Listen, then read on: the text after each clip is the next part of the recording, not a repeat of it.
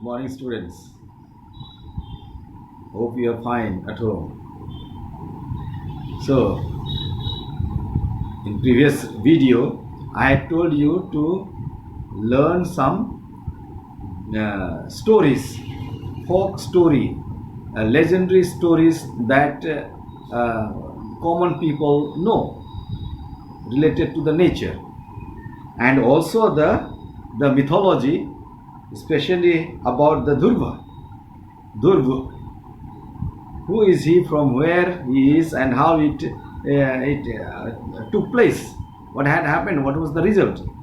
Hope you know that. Besides, I also understand that by now you know the story of the magic rack.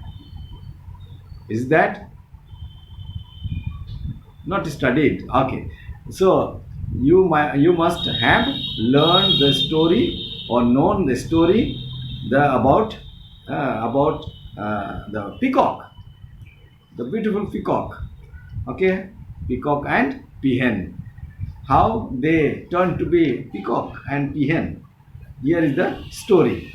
So I will just what called read out first hand how this peacock and peahen came to be. So the Garo story, Garo folklore goes like this. In a village of Assam, there once lived a chief of the Garo tribe. His ancestors, now here let me tell you Garo tribe. What is this tribe? We have seen in the other lessons the how the human evolution took place. When human evolution took place, these people were in one group. Slowly this group divided, and different group had different leader.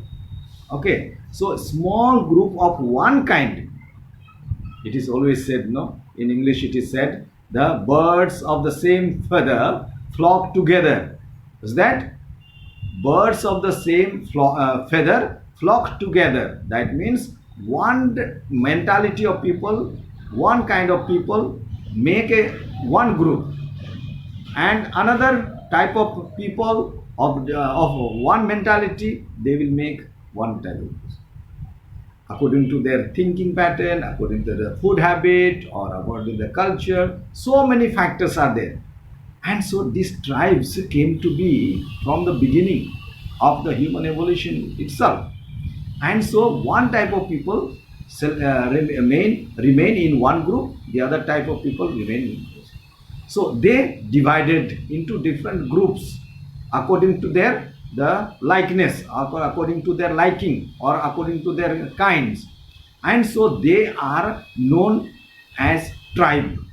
They are given the name tribe. So this, among these Adivasis of Assam, Garo Adivasis have got small, there are so many Adivasis, so many tribal people. Among them Garo, in the Garo tribe there was a chief. Chief means the leader of the Garo tribe. His ancestors had been chief before him also. So he was a rich man. This Garo chief was a rich man. His house was made up of the sturdiest bamboo, strong bamboo. In the land where its doors and windows were draped with the finest cane matting. Draped means decorated and covered up or decorated like this, just covered. That's called draping, like the curtain draping.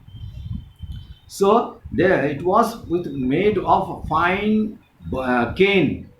Hope you know what is this cane. It's a bamboo type of grass. You have seen the chairs. The chairs are made out of not bamboo, round this thick of a cane, no cane.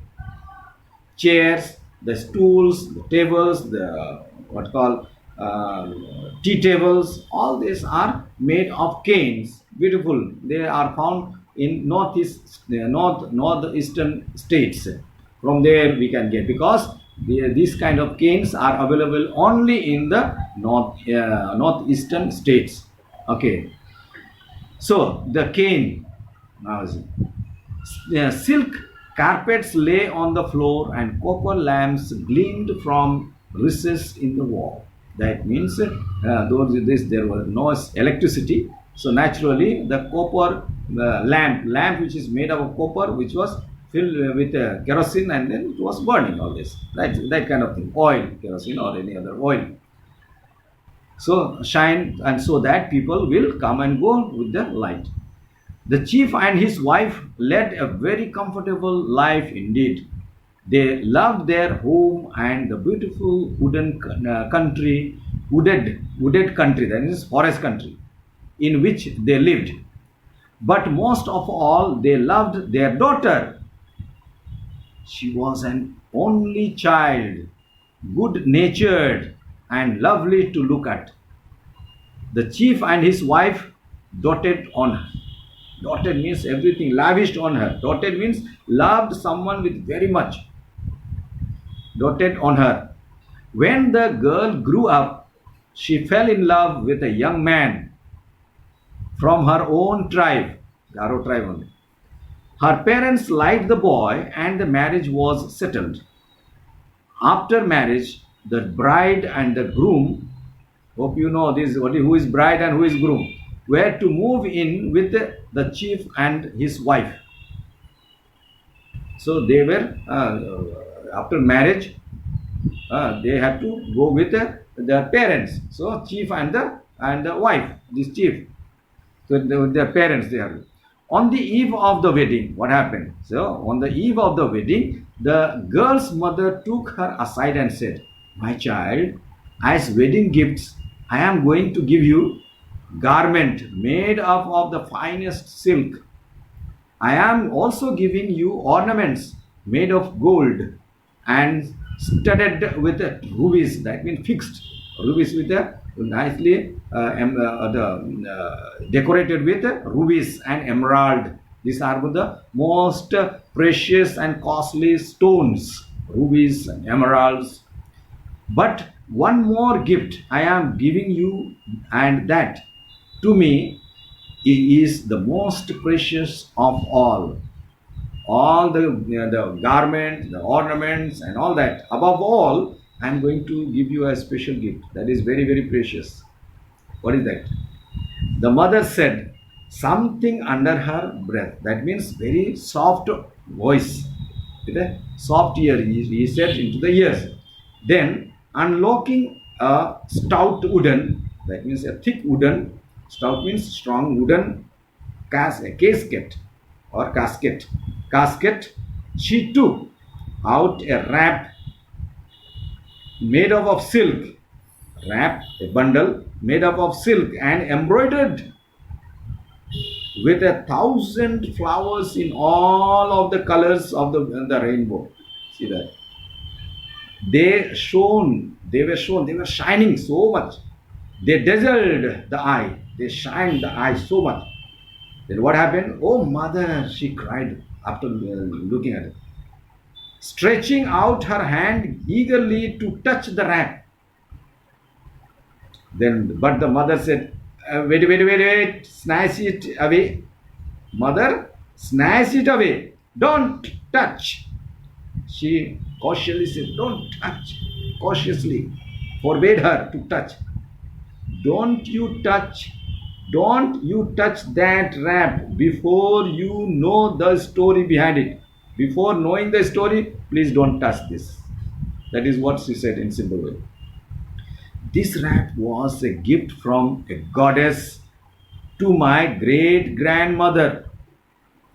Great grandmother got this gift from goddess on her wedding day. It has since been handed down. You remember that some of your mothers, they might have ask your mother what she got from her what called mother-in-law. Okay, they give, that is the kangan or the bangles They handed down the bangles to the new wedded uh, daughter-in-law, and then it passes on to, it's a tradition, it's a family kangana or family bangles they pass on, or family casket, casket, family casket, that also is passed on to the what called mother-in-law to the daughter-in-law. Daughter-in-law again passes. When she becomes the mother-in-law, she will pass it to the daughter-in-law. So it goes on. So this mother is passing this gift to her from her grandmother she had got. So she is now passing this to her daughter, and daughter will again has to pass. So this goes on. So this is the story. This is the family casket. Okay, so she is passing her, but then she says, "What is that? You should know the story. What is the story? This wrap was a gift from a goddess to my great grandmother on her wedding day. It has since been handed down from mother to daughter, mother to daughter. But it is no ordinary wrap. It's not an ordinary wrap. Before you touch it, it's not the ordinary wrap that anybody can and touch and see what open and see. No, before you touch or before you open it, you must chant a magic spell. You have to say some mantras, some magic spell. That I shall teach you just now. That I shall teach you now. Remember this. You have to keep in mind. See, there is nothing in the olden days. There was nothing. Nowadays, what do we have? You should have been saved in the computer or in the mobile, or you might have written some those mantras and put in the casket. But it was not like that or earlier days. You have to remember. You have to remember. You should not forget. If you forgot, that means gone. You cannot open and all that. There were some magic spell mantras that was orally transmitted. Okay, orally transmitted to the from generation to generation. And so this is a magic spell that I shall teach you. Remember, a great disaster shall befall. Disaster will befall anyone who touches that wrap without first chanting the spell. If you don't touch anyone, if he or she does not know the spell, magic spell, and without chanting that wrap, you touch this wrap without chanting a spell, magic spell. If you touch the wrap, then what will fall? What will happen? Disaster will come. There may be earthquake. There may be disease. Now we have got the pandemic. We are having a disaster. What is the disaster? That we are affected by the corona. Whole world is affected. Therefore, we are. If you move out, you'll be affected with that, and then many people are dying. So this is the disaster. That disaster might fall. Okay. So this is what the story says. Okay. Next one. The girl soon learned the spell. What was the spell? I think it is written or not. She assured her mother that on no account would she touch the wrap without first chanting the spell. When she had admired the wrap on her heart's content, that means fully satisfied, it was replaced inside the casket and securely locked. The following day, the girl was married and began to live happily with her husband. But he knew nothing about the secret of the wrap. But this man, the husband, he did not know anything of the secret of the wrap. What will happen? See you tomorrow.